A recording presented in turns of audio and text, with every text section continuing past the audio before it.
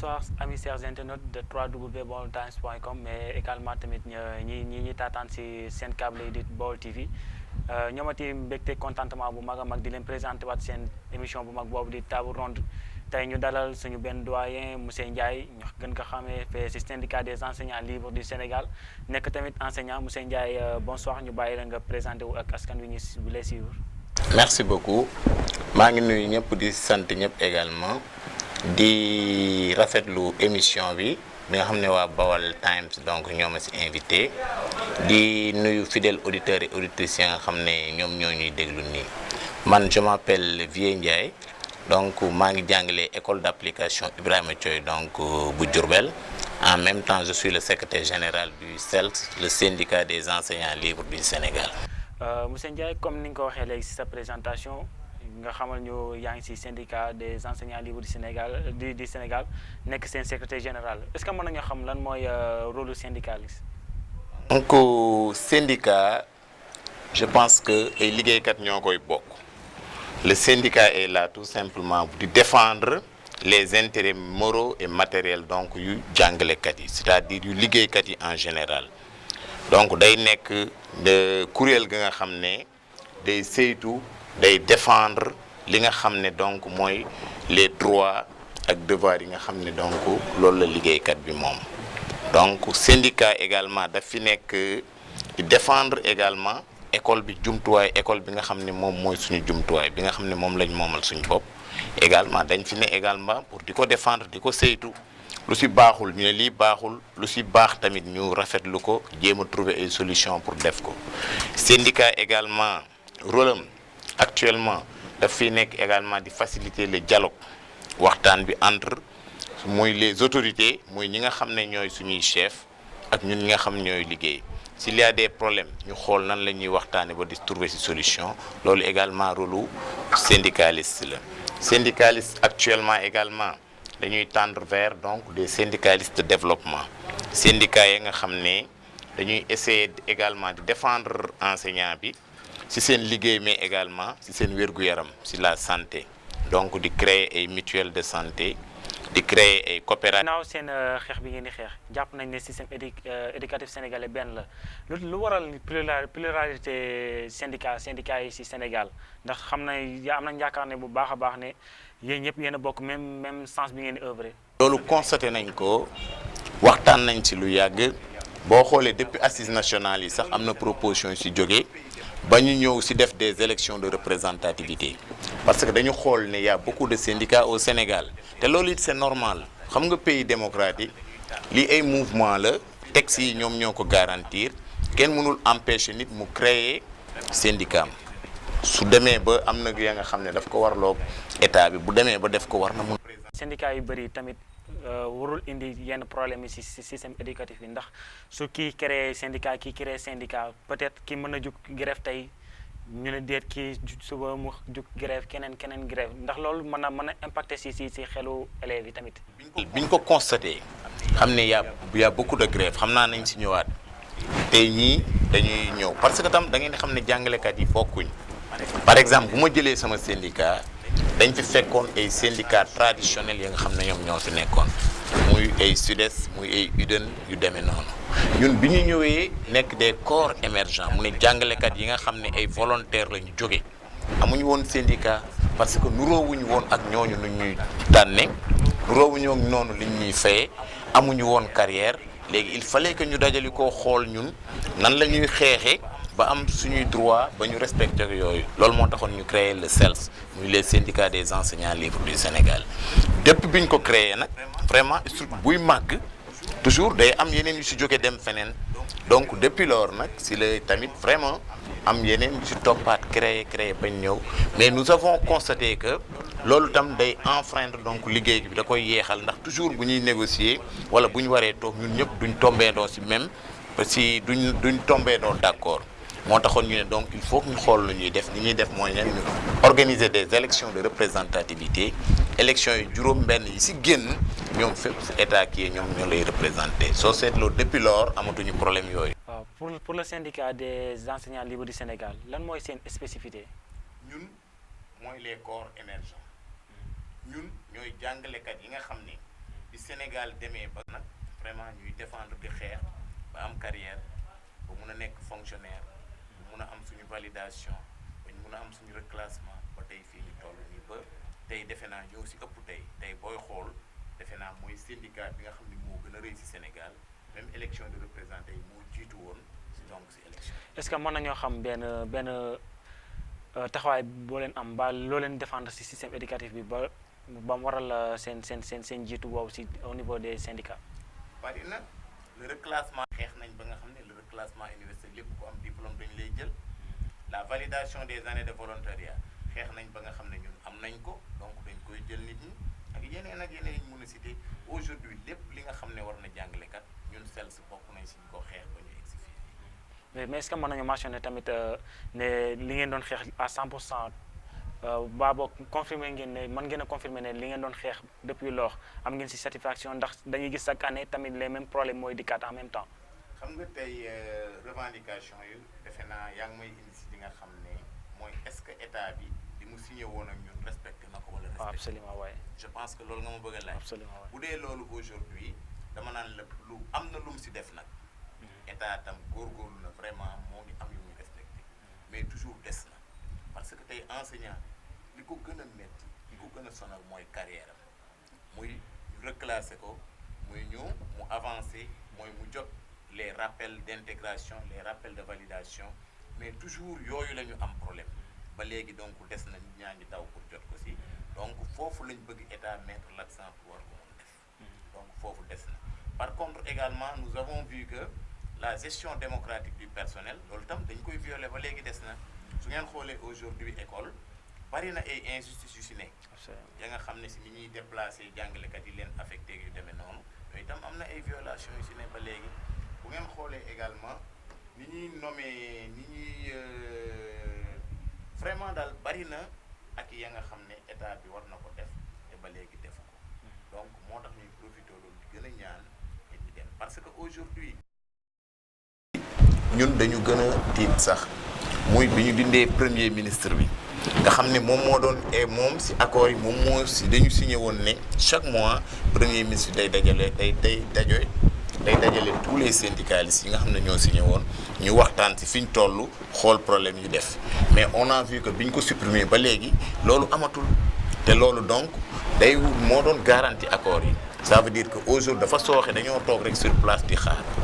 léegi nag je pense bien que suñ moytuwul bu école tijjee defe naa nit ñaa ngi koy annoncé mun nañ delluwaat si perturbation yi nga xam ne loolu lañ nekkoon. fi mu toll nii ban taxawaay ngeen jàpp lan ban ay yan pieds ngeen si taxawal. fi mu toll nii ñoo ngi en quelque sorte nit ñi ci période muñ lañ ne en quelque sorte ñoo ngi koy dénoncé ndànk-ndànk nit ñaa ngi xool les problèmes yi nga xam ne di préparer la base parce que tam constaté nañ ne état bi respecté wul lu bari lu mu waxoon xool nañ ne enseignants yi sonn nañ tey soo xoolee je vous dis que fi ñu toll nii képp ku nekkoon maître d'application wala ak quelques directeurs dañoo dindi ci weer bi seen indemnité sans justification li ñu leen doon fay indemnité dañ koo dindi teg fële kenn xamul li tax ñu dindi ko kenn xamul li tax ci année scolaire bi nit ñaa ngi muñ xool bu ngeen xoolee aujourd'hui muy les déplacements yi muy yi ñëw muy yooyu noonu yëpp kenn fayee ko nit ñaa ngi toog di xaar am na délai ba nga xam ne moom lañ wax 30 novembre bu jotee nit ñi nañ si réagir y a autant de problèmes ya nga xam ne nit ñi ñoo ngi toog di xaar suñ moytuwul nag bu école tijjee nit ñi tam dinañ def nañ daan def pour accès ndax tam un syndicat lenn rek la mun rencontrer te autorité bi bu dajeeg moom wax ko ne ko am na tel problème nit ñi jëm ko faj su fekkee loolu defuñ ko grève la ñuy mun a dem def ko mais nous avons vu que à Diourbel moom y a beaucoup de problèmes parce que ici autorités yi tam dégluwuñ les syndicalistes aujourd'hui dañuy demal seen bopp sans ñu consulter leen lu bari lu ñuy def nii les syndicats ne sont pas vraiment associés à cela dañuy demal seen bopp rek mais nous également am nañ lu ñuy riposter lu ñu dul wax ci rajo yi lu ñu dul wax ci plateau yi mais quand même bu jotee dinañ ko def pour wane ne lii nous sommes contre. mais nga yaakaar ne tamit il n'est pas temps ngeen changer seen fusil d'épaule maanaam ngeen changer seen manière d'agir ndax soo leen bëggee bàyyi ba école tijji ngeen def seen i yëngal comme ni ngeen koy waxee mën na causer tamit di ay gangrène ci système éducatif bi nga yaakaar ne ci jamono yi ngeen ko mën a régler entre autorités. très bien xam ne waru leen mun fay état ba nga xam ne les résultats sont catastrophiques yoonam nekku ci jéemul analyser sax lan la war a def ak lan la warul def face à tout cela les parents ñoo ñuy déglu aujourd'hui sont témoins donc des accords la société civile tam ñoo ngi fi woon témoin des accords ça veut dire que en synergie waroon nañ mën a toog xool kan moo nekkul si dëgg wala lan lañ mën a def ba demee du am ay perturbations par rapport à tout cela. comme lu si mel ni perturbation yi gis nañu tamit suñu système éducatif est devenu médiocre et faible en tant que bon d'après vous quelle est la définition de ce problème. Très bien xam nga aujourd'hui yàgg nañu wax. L'école est malade. L'école est malade. Les responsables sont engagés. ñi ko bokk ñëpp tey ñoo responsable muy état syndicat am na si part parents d'élèves yi am nañ si part élèves bi am na si part ñoom ñëpp mais état moo jiitu état ba nga xam ne soo xoolee aujourd'hui il fait tout pour les enseignants ne sont pas motivés enseignant buy jàngale motivé wu enseignant ba nga xam ne moo ngi xaar ñu seet si koy examen professionnel am def na li ko war amul inspecteur bu ko seet si mu toog di xaar te carrière am si la dépendre léegi mu mat ñaari at muy toog di xool bu ko xaar te bu yàggee day dem nekki enseignant décisionnaire ba nga xam ne du nekk fonctionnaire enseignant ba nga xam ne léegi mu mat fukki at muy toog di xaar rappelam wala ñu intégré ko enseignant ba nga xam ne validation moo ngi xaar donc carrière am tey dañ ko hypothéqué état waxul dara tey aujourd'hui état les inspecteurs muy suñuy partenaire ñoo ngi en grève lu ñuy laaj ñu def leen comme seen morom yi état bi jéemul a régler le problème bàyyi leen ñu toog en grève te alors que rôle inspecteur dafa am njëriñ ba nga xam ne inspecteur bu nekkee en grève mun naa ne école day bloqué wu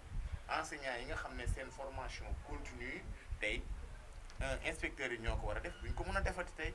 duñ mën a seeti nit ñi ci examen yi donc loolu day am impact au niveau donc des enseignements apprentissage tey ñu xool effectif élèves yi ni ñu tollu également classe booy dem gis fa effectif bu rëy est-ce que loolu tam am na njëriñ ci loolu les parents d'élèves tam aujourd'hui nga xam ne école dem na ba nga xam ne dañ ne l'école du milieu nga xam ne donc parents yi presque dañ leen associé ci gestion école bi ñu am rôle bu ñu fa war a mun def muy ci côté contrôle des ressources donc de l'école muy ci côté contrôle des performances ak yo est-ce que tamit ñoom ñoo ngi def seen rôle côté encadrement bi leen war ci kër gi ak ni ñu leen war a accompagner ci loolu tout ça c'est un ensemble de problèmes ya nga xam ne bu ñu ko analyser résultat yi du baax en quelque sorte beneen bi gën a am solo mooy nous avons observé des années de grève ñaata at ñoo ngi doon grève est-ce que du élèves yooyu ñooy soog di exciter également phase terminale tey ba ñu xool résultat yi faible noonu loolu tam war nañ xool impact grève yooyu est-ce que du moo egsi nii élèves yooyu ñu doon grève temps yooyu di def lépp mun na am ñooy soog di def examen aujourd'hui est-ce que donc élèves yooyu donc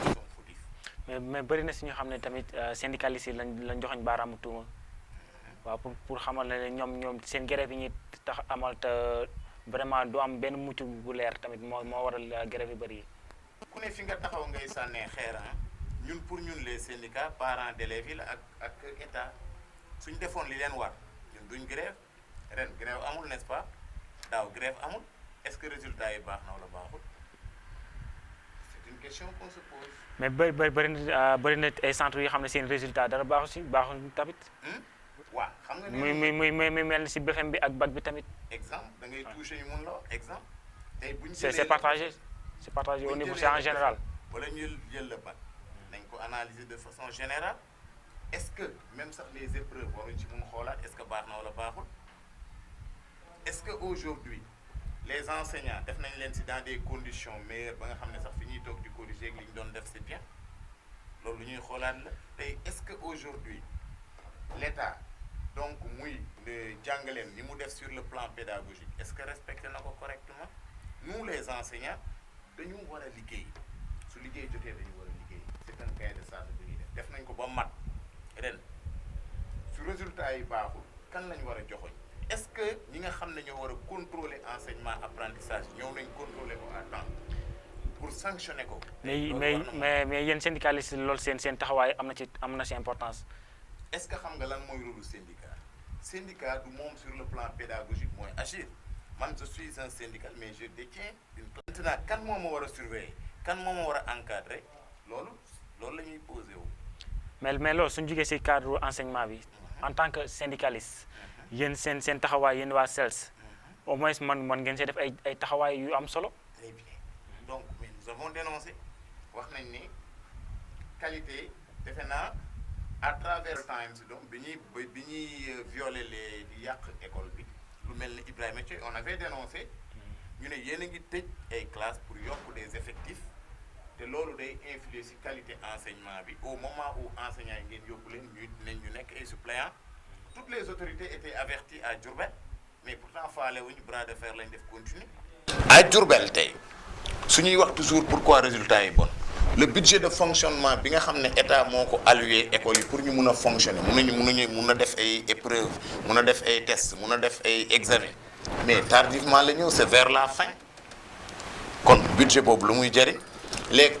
CAC muy budget muy les contrats pour d'amélioration de la qualité nga xam ne dañ koy def uniquement pour le volet pédagogique jusqu'à présent ñëwagul kon lan la école yi fonctionner tey gis nañ épreuve yi nga xam ne tey enseignants yi nga xam ne pour ñu def essai dañuy wuti ku leen lebal pour ñu mun a photocopier feuilles yi pour élèves yi mun a def. d'après vous xale boobu moom fan ban diggante la nekkee. mais c'est au niveau de l'État État moo war a dégager budget yooyu pour école fonctionner te jusqu'à présent ñëwul loolu bu ñëwul nan la IEF di fonctionner nan la enseignants yi di fonctionner. C'est des problèmes donc est-ce que aujourd'hui waroon nañu mun est-ce que bu enseignants yi grève woon loolu ñu ne dañuy ne di grève léegi kan moo war a taxaw dénoncer loolu c'est pourquoi aujourd'hui les syndicats prennent acte demain ils vont sauter sur ça ñu ne gars yi moom ci mbedd bi loolu nag il est temps que les parents la société civile ñu avertir leen wala ñoom ñu xam situation yooyu pour yooyu bu amee ñu taxaw ne lii doxul xam nga gis nañ organisation yu génne dañoo war a changer lii mais dañoo war a changer lii pourquoi li tax duñu wax pourquoi ñu war a changer lii dañoo war a bàyyi CFE li tax def nañ seen jàng dañu waroon wax pourquoi quelles sont les responsabilités li tax ñu war ko def mais gis nga dañ naan war nañ ko bàyyi toog. mais est-ce que tamit seen négociation bu ëpp moo waral li problème yi yëpp. négociation ak kan. ak état. non gis nga grève du mus a jeex état noo def moo am syndicat noo def moo am grève mais xam nga lan moo am solo état bu signé ak bu waxee dara respecté ko muy le respect des accords loolu buñ koy def defe naa coow du am leen du am su ngeen xoolee depuis bañ commencé dérouler état bi di respecté li mu doon war a def même bu tuutee 2 ans ngi ñu kenn déggul grève donc tey buñ toogoon ñu analyser wàlla situation ci vacances yi war nañ mun a xoolaat fan lañ jëm balaa école di fii nga xam ne li des suñ ko traité je pense que déwén ñu am grève loolu lañ war a def dañu war a xool vacances yi 3 mois yi nan lañ koy utiliser ba nga xam ne pour école tijjee mu am grève parce que mënul ñàkk tey aujourd'hui boo xoolee dëkk yu bari fay nañ seen indemnité de déplacement yi fay nañ seen forfait correction mais Diourbel jusqu'à présent fayuñ Bambey sax fay na léegi xoolal buñ traîner loolu ba école tijji mais nan la enseignant yi def. est-ce que du ñàkk taxawaay tamit. taxawaay kuy taxaw. entre syndicalistes yi ak. loolu syndicat mu ngi c'est l'État les fonds sont disponibles soo demee ñu ne la moo ngi contrôle régional des finances suba ñu ne la moo ngi trésor lan la syndicaliste bi mun a def ñun suñ xëy dañuy dem ne ko IEF kañ ngay fay fan mooy problème mun nañu amoo benn problème xaalis bi disponible mais loolu munuñ si dara su nañu woon newu fi dans ce cas ñi nañ mun toog dénoncer ko wala ñun bu ñu waxee ñu ne non ñuy xaalis rek la ñuy grève xaalis rek est-ce que nit ki war na liggéey ba pare topp si xaalisam di daw te ñu ne l'État boo liggéey ba pare daf la war a fay yow tey su weer wi dee woon ñu kenn fayu la est-ce que di nga continuer ba beneen weer bu jotee doone ana la nga ma yoree loon avant. du tee ma def sama wareef. du tee nga def sa wareef mais day am fu mu yem. li ma war man dinaa ko def. waaw nga xam ne askan bi yëpp soxla nañ ko si man. dinaa ko def. waaw mais du ma téye samay loxo su fekkee ne tamit mën naa leen benn gàllankoor ci réew mi tamit du ma téye sama loxo. non attention. ndax les avenirs de demain yéen leen yor. effectivement l'école gis nga loolu ngay wax noonu état moo war a xam kan responsabilité bi mu jox gëdd bi mu war a jox jàngalekat. bu fekkee jàngalekat dañ ko jox doomu askan bi nga xam ne moom lañ yaakaar suba mu yor réew mi loolu état dafa war a xam ñooñu ñooy ñan su ngeen xoolee école yi mu tànn ne ñooñu la bëgg ñu dox ñooñu du ñu manqué ndox sax tànnal les écoles d'excellence manqué wuñu ndox sax parce que priorité ba fa la ne pourquoi public bi aujourd'hui loolu ñuy am problème mu yooyu ay craie ay table et cetera et cetera donc kooku respecté wul ñi nga xam ne donc ñoom ñoo amul dara ñi ne ci public bi en quelque sorte alors que le public moom moo war a nekk li nga xam ne moom lañ gën a war a mun a jàpp parce que foofu la population bi ne ñooñu la seen papa yi di fay ay impôts yu métti yi ñooñu la seen et cetera c'est un droit l'école publique donc dañ ko war a mun defar c'est-à-dire pour ñu bañ a sori gis nga état su la liggéey loolu dalaa war a fay à temps bokkoon ne liggéey su liggéeykat bu amul lu ko neex bu am lu ko naqari il a le droit mu dem ci syndicat am suñ ko waree xeex ko xeex yi nag moo bari façon xeex yi da ngeen di jékki-jékki rek gis ñu grève mais du jóge ci grève dafa am ay négociations yu ne ci biir dañuy rencontrer les autorités ne leen y a un problème ñu waxtaan ñu dem ci chef am ñu waxtaan ba buñ demee ba mënu ci dara mooy fu mujj fi moom mooy grève toujours moo mujj donc un bon dirigeant war na mën a prévenir ba nga xam ne loolu duñ fa egg. mu mel ni tamit pour ñu bañ a lekk temps bi yëpp lors di cérémonie de lancement du concours général dégg nañ son excellence Macky Sall mu ne taux de réduction muy mentionné taux de réduction boo xam ne langue française ak anglais dafa diminuer de trop en tant que enseignant est-ce que yow ban gis-gis nga am si loolu. foofu noonu jarul yàgg xam nga bu waxee loolu du éducation rek la wax tubaab dafa commencé de même les ministres ak ñëpp la c'est partout newul rek jàngalekat yi wala élèves yi tey da ngay dem ci bureau bu la neex boo demee olof la ñuy wax wala tey ku ci jël parole même les députés les ministres tu vois donc ñuy def ay fautes ya nga xam ne da nga naan ñii fu ñu jàngee. lan moo ko waral tey waxuma sax élémentaire damay jël ci c'est que l'école ni ñu ko defee moo bon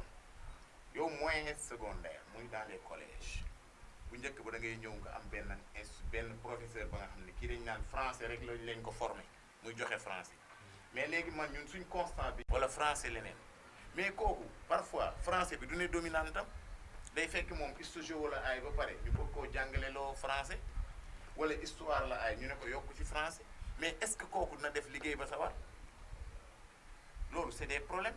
nga ñëw aujourd'hui au niveau de l'élémentaire avec les changements yi ñuy wax moom tey lecture pour tous lañ lay wax mais lecture pour tous ñan ñoo koy def tey nee nañ ne dañ ciy dugal olof pour nit ñi mun a jàng ainsi de suite est-ce que loolu tam du yàq jàngale bi. ñu doon jàngale français mën nañoo jàpp le système éducatif n'est pas la meilleure. moom la ñuy xam nga toujours assise nationale nit ñi wax nañ ban système ban offre éducative yi nit ñi bëgg boo xoolee ailleurs am na ñuy def effort tey su ngeen xoolee Diourbel man bi ma analyser résultats yi ñu xool mais EFA yi ñoo def résultats yi gën a bon école franco-arabe vous pouvez vérifier est-ce que kon offre boobu noonu ça ne pose pas problème te pourtant volonté politique la tey ñuy fexe ba nga xam ne dañ naan du ma ne alphabétisation pour l'école sax mais dañuy bëgg ñëpp jàng fu nañu def fa école gis nga daara gis nga nii gis nga noonu mais loolu day wàcc taux bi aujourd'hui na ngeen xool BFEM bi tam EFA yi dem nañ ba egg BFEM ren bokk nañ si ñu def BFEM est-ce que xool ngeen ndax foofu est-ce que moo wàcce résultat wala leneen ak leneen moo tax il faut ñu toog diagnostiquer résultats yi ñu xool fan la doxul ñu ñeme see pointer les taux loolu mooy le problème ça veut dire que jàngale bi doxul du question français kese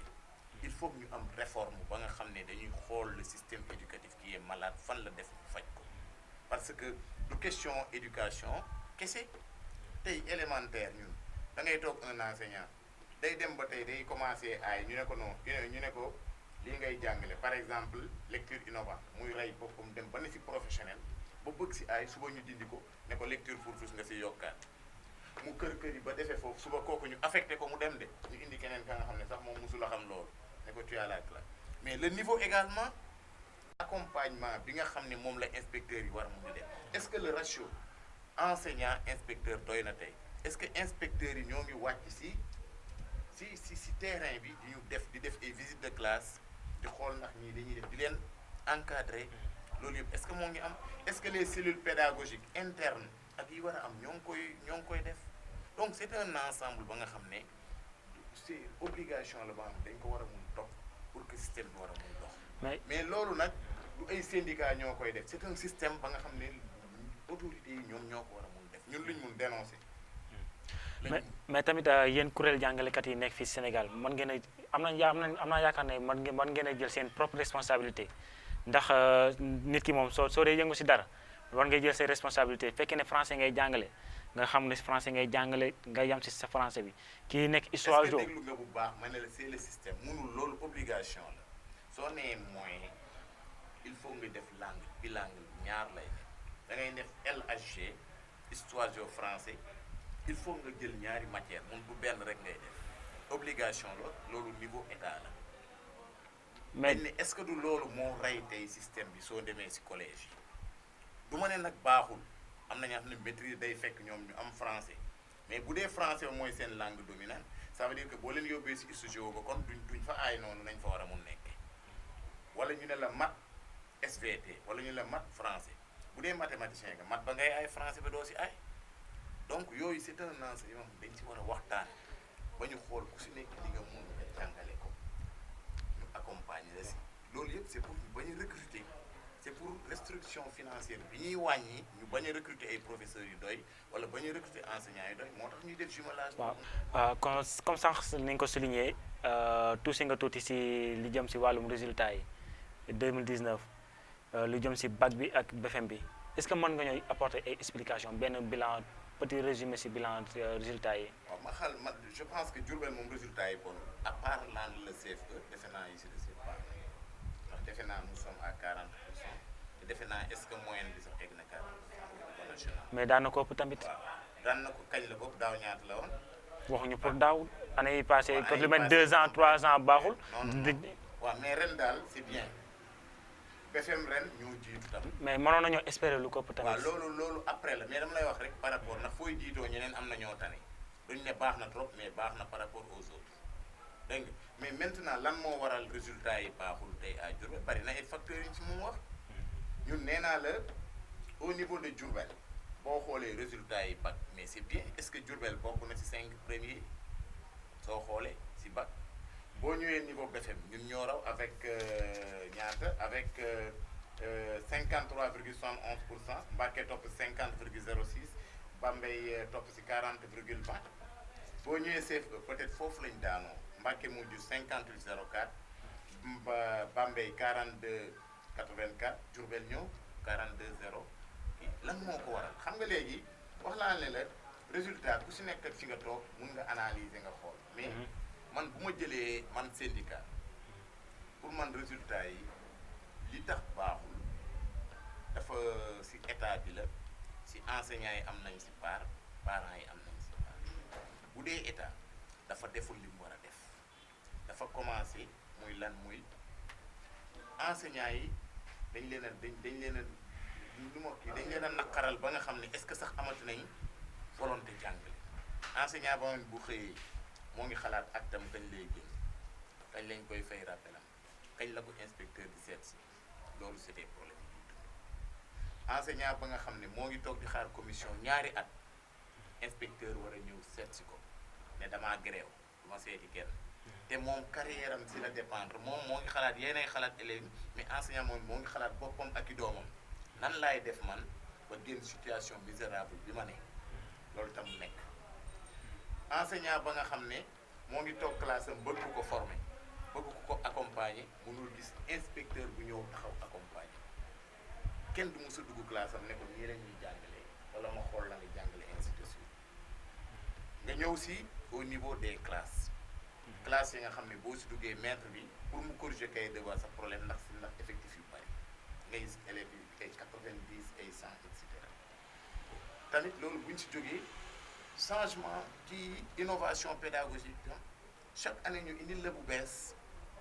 ne la baax na léegi ñun constaté nañ ne au lieu que gars yi mettre l'accent les autorités si enseignement apprenti poste test yi la ñuy arrangé yi nga xam ne moom la leen bailleur de fonds yi di imposer naa def entrée poste de test suñ parewaatee ma jógewaat fin d'année naa ko def nu résultat yi mel sama yoon nekk si donc loolu noonu buñ ko boolee lépp moom mooy waral donc vraiment résultat yi du baax. waaw mu mel ni ñoo ngi ñuy signalé ne temps bi mën na ñu bàyyi la nga def benn résumé bu ndaw tàggatewaale. waaw man dama leen di sant rek leen gërëm